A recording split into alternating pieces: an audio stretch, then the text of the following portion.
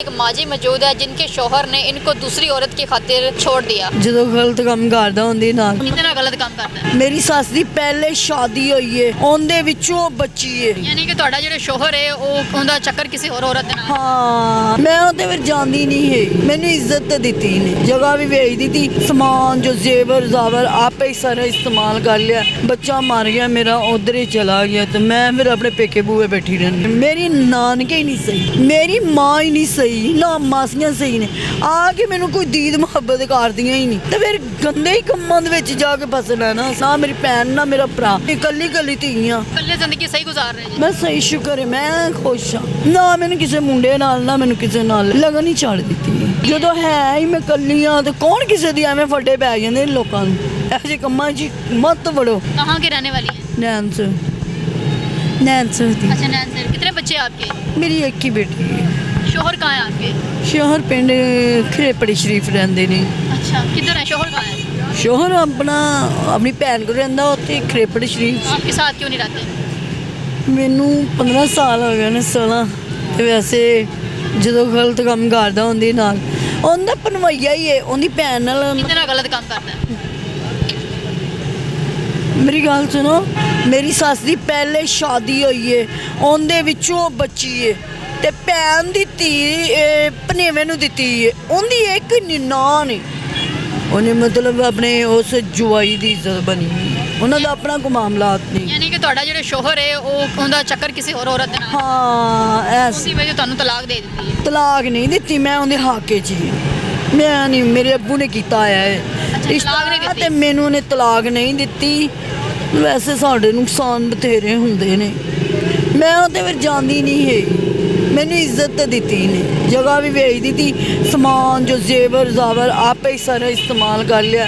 ਬੱਚਾ ਮਰ ਗਿਆ ਮੇਰਾ, ਉਧਰ ਹੀ ਚਲਾ ਗਿਆ ਤੇ ਮੈਂ ਫਿਰ ਆਪਣੇ ਪੇਕੇ ਬੂਏ ਬੈਠੀ ਰਹਿੰਦੀ। ਤੁਹਾਡੇ ਸ਼ੌਹਰ ਨੇ ਸ਼ਾਦੀ ਕਰ ਲਈ ਦੂਸਰੀ? ਨਾ ਉਹਨੇ ਸ਼ਾਦੀ ਵੀ ਨਹੀਂ ਕੀਤੀ? ਨਹੀਂ, ਉਹਨੇ ਲੈ ਨਾਜਾਇਜ਼ ਤਾਲੁਕਾਤ ਨੇ ਉਹਦੇ ਨਾਲ। ਫਿਰ ਇਸ ਤਰ੍ਹਾਂ ਹੀ ਹੈ। ਸ਼ਾਦੀ ਵੀ ਨਹੀਂ ਕੀਤੀ ਤੇ ਫਿਰ ਨਾਜਾਇਜ਼ ਤਾਲੁਕਾਤ ਹੀ ਹੋਣਗੇ। ਆਹੋ ਕੁੜੀ ਨੇ ਅੱਗੇ ਬੜਾ ਵੱਡਾ ਹੁੰਦਾ ਹੈ। ਤੈਨੂੰ ਪਤਾ ਮੈਂ ਕੋਈ ਕੱਲੀਆਂ ਲੋਕਾਂ ਦੀਆਂ ਕਈਆਂ ਧੀਆਂ ਨਾਲ ਹੁੰਦਾ ਹੈ, ਜਾਂ ਤੇ ਮੈਂ ਕੱਲੀ ਆਂਦੀ ਇਸ ਦੁਨੀਆ ਦੇ ਵਿੱਚ। ਮੈਂ ਕੱਲੀ ਹਾਂ, ਹਜ਼ਾਰਾਂ ਦੁਨੀਆ ਦੇ ਵਿੱਚ ਹਜ਼ਾਰਾਂ ਦੁਨੀਆ ਖਰਾਬ ਹੋਈ ਪਈ। ਮੇਰਾ ਪਹਿਲਾ ਵੀ ਹੈ, ਉਹ ਵੀ ਬਸ ਐਵੇਂ ਦੁਖਿਆਰੇ। ਮੇਰੀ ਨਾਨਕੇ ਹੀ ਨਹੀਂ ਸਹੀ, ਮੇਰੀ ਮਾਂ ਹੀ ਨਹੀਂ ਸਹੀ, ਨਾ ਮਾਸੀਆਂ ਸਹੀ ਨੇ। ਆ ਕੇ ਮੈਨੂੰ ਕੋਈ ਦੀਦ ਮੁਹੱਬਤ ਕਰਦੀਆਂ ਹੀ ਨਹੀਂ ਤੇ ਫਿਰ ਗੰਦੇ ਹੀ ਕੰਮਾਂ ਦੇ ਵਿੱਚ ਜਾ ਕੇ ਫਸਣਾ ਨਾ ਸਮਝਣਾ।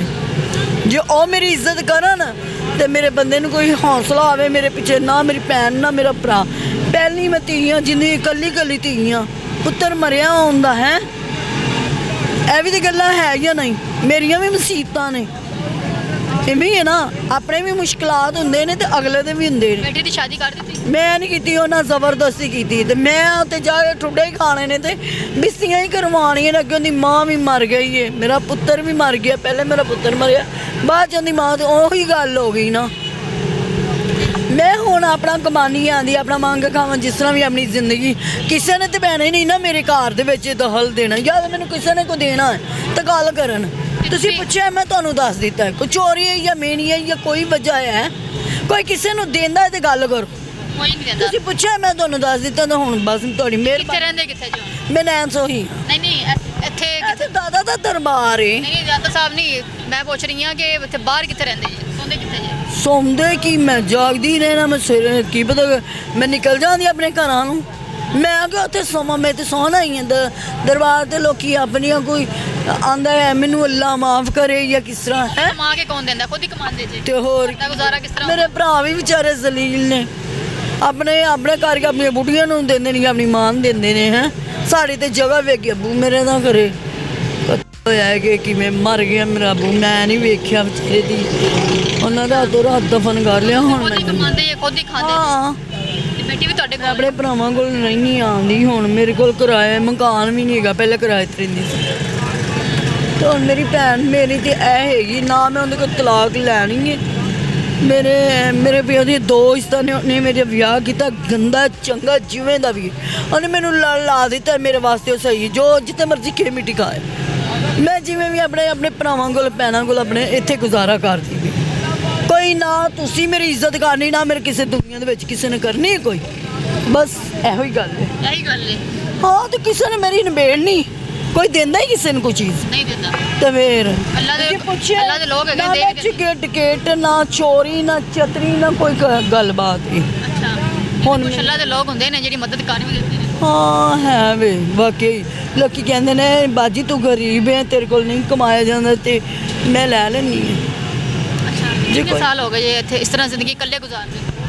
ਨਹੀਂ ਉਹ ਥੋੜੀ ਦੇਰ ਹੀ ਹੈ, 2-3 ਸਾਲ ਉਹਦੀ ਸ਼ਾਦੀ ਕਰ ਦਿੱਤੀ ਹੈ ਨਾ ਤੇ ਮੈਂ ਹੁਣ ਉੱਥੇ ਜਾ ਕੇ ਕੀ ਕਰਨਾ ਮੇਰਾ ਵੱਡਾ ਹੀ ਬਹਿਣਾ ਹੈ, ਮੈਂ ਚੁੱਪ ਕਰਕੇ ਆਪਣੇ ਪੇਕਿਆਂ ਦੇ ਰਹਿਣ ਦੇਈ ਤੇ ਤੈਨੂੰ ਪਤਾ ਜਦੋਂ ਭਰਾ ਨਹੀਂ ਹੋਣਾ ਮੇਰੀ ਧੀ ਦੇ ਸਿਰ ਤੇ ਭਰਾ ਨਹੀਂ ਹੋਣਾ ਬੰਦੇ ਨੇ ਕਿਸ ਤਰ੍ਹਾਂ ਬਣਨਾ ਹੈ ਮੇਰੇ ਵਾਲੀ ਗੱਲ ਹੀ ਹੈ ਨਾ ਜ਼ਮੀਨ ਟੁੱਟੀ ਹੋਵੇ ਨਾ ਤੇ ਮਕਾਨ ਦਾ ਵੀ ਕੋਈ ਹਾਲ ਨਹੀਂ ਰਹਿੰਦਾ ਬੇਟੀ ਕਿੰਦੇ ਕੋਲੇ?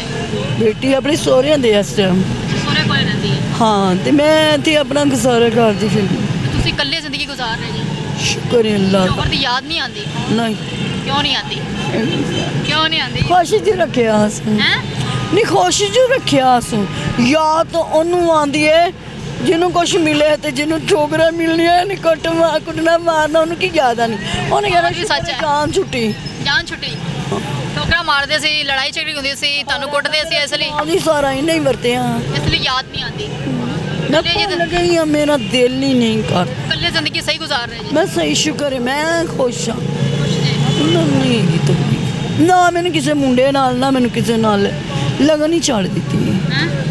ਲਗਾ ਨਹੀਂ ਜਦੋਂ ਹੈ ਹੀ ਮੈਂ ਇਕੱਲੀ ਆ ਤੇ ਕੌਣ ਕਿਸੇ ਦੀ ਐਵੇਂ ਫੱਟੇ ਪੈ ਜਾਂਦੇ ਨੇ ਲੋਕਾਂ ਨੂੰ ਇਹੋ ਜਿਹੇ ਕੰਮਾਂ 'ਚ ਮਤ ਵੜੋ ਆਪਣਾ ਆਪ ਵੇਖ ਕੇ ਆਪਣੇ ਗਿਰੇਵਾਨ ਨੂੰ ਵੇਖੋ ਕਿ ਮੈਂ ਕਿਸ ਤਰ੍ਹਾਂ ਦੀ ਆ ਮੇਰੀ ਜ਼ਿੰਦਗੀ ਨਹੀਂ ਨਾ ਸਹੀ ਹੁਣ ਇੱਕ ਵੀ ਗੰਦਾ ਦੂਜਾ ਵੀ ਗੰਦਾ ਜਦੋਂ ਮਾਂ ਨੇ ਆਣ ਕੇ ਪਿਆਰ ਹੀ ਨਹੀਂ ਕਰਨਾ ਆਪਣੇ ਜਵਾਈ ਨੂੰ ਤਸੱਲੀ ਨਹੀਂ ਦੇਣੀ ਜਿੰਨੀ ਦੇਰ ਕੋਈ ਪਿੱਛੇ ਨਾ ਹੋਵੇ ਉਨੀ ਦੇਰ ਜਵਾਈ ਦਾ ਵੀ ਜੀਣਾ ਰਾ ਹੁੰਦੇ ਫਿਰ ਆਪਣਿਆਂ ਨਹੀਂ ਚੰਬੜਨਾ ਨਾ ਤੇ ਫਿਰ ਮੈਨੂੰ ਕੀ ਲੋੜ ਗੱਲਾਂ ਤਾਂ ਤੁਸੀਂ ਸਹੀ ਕਰ ਰਹੇ ਜੀ, ਯਾਨੀ ਕਿ ਇੰਨੀਆਂ ਠੋਕਰਾਂ ਮਿਲੀਆਂ ਨੇ ਇੰਨੀਆਂ ਟੈਨਸ਼ਨਾਂ ਮਿਲੀਆਂ ਜਿੰਦੀ ਵਜ੍ਹਾ ਤੋਂ ਹੁਣ ਤੁਸੀਂ ਇਕੱਲੇ ਕਹਿ ਰਹੇ ਲੈ ਕਿਉਂ ਮੇਰੇ ਭੈਣਾਂ ਭਰਾ ਨੇ ਮੈਂ ਉਹਨਾਂ ਨਾਲ ਗੁਜ਼ਾਰਾ ਕਰਨਾ। ਉਹ ਵੀ ਵਿਚਾਰੇ ਯਤੀਮ ਨੇ ਉਹਨਾਂ ਦਾ ਪਿਓ ਵੀ ਸੀ ਮੇਰਾ ਵੀ ਸੀ ਗੜਗੜਾ ਉਹ ਵਿਚਾਰੀ ਬੇਵਾ ਹੈਗੀ ਤੇ ਮੈਂ ਬੜੀ ਆਵਾਜ਼ਾਰ ਮੈਂ ਫਿਰ ਆਪਣੀ ਜ਼ਿੰਦਗੀ ਨੂੰ ਸਕੂਨ ਨਾਲ गुजारती फिरनी। नाज़रीन माजी की आपने बातें सुनी हैं जब इंसान को बहुत ज़्यादा ठोकरें लगती हैं जब आपको बहुत ज़्यादा किसी चीज़ से दुख मिल रहा हो तो फिर इंसान यही कहता है कि मैंने अकेले रहना और मैं अकेले अपनी ज़िंदगी गुजार सकती हूँ या मैं गुजार सकता हूँ तो अकेले में इंसान को फिर सुकून मिलता है। अब शोहर से इतना कुछ मिला है यानी कि शोहर ने मारा पीटा और अपनी बीवी को छोड़ दिया किसी और दूसरी औरत की खातिर तो फिर वो बीवी क्या कहे वो यही कह सकती है ना कि मैं अकेली हूँ अभी सुकून में खुश हूँ। तो मैं यही कहूँगी कि अपने मामलात जो हैं वो घर के जो है खुद सुलझाएं खुद देखा करें और इस तरह की अपनी बीवी या अपने हस्बैंड या तलाक तक जो बात जाती है वो क्यों जाती है ये सारे मामला आप खुद घर में बैठ के देखें किसी दूसरी औरत की खातिर इस तरह अपनी बीवी को नहीं छोड़ देते जबकि बेटी भी जवान है अगर बेटी की भी शादी हो गया अगर उसके भी बच्चे हैं। मुझे इजाज़त है मिलते हैं अगले प्रोग्राम में तब तक के लिए अल्लाह हाफ़िज़।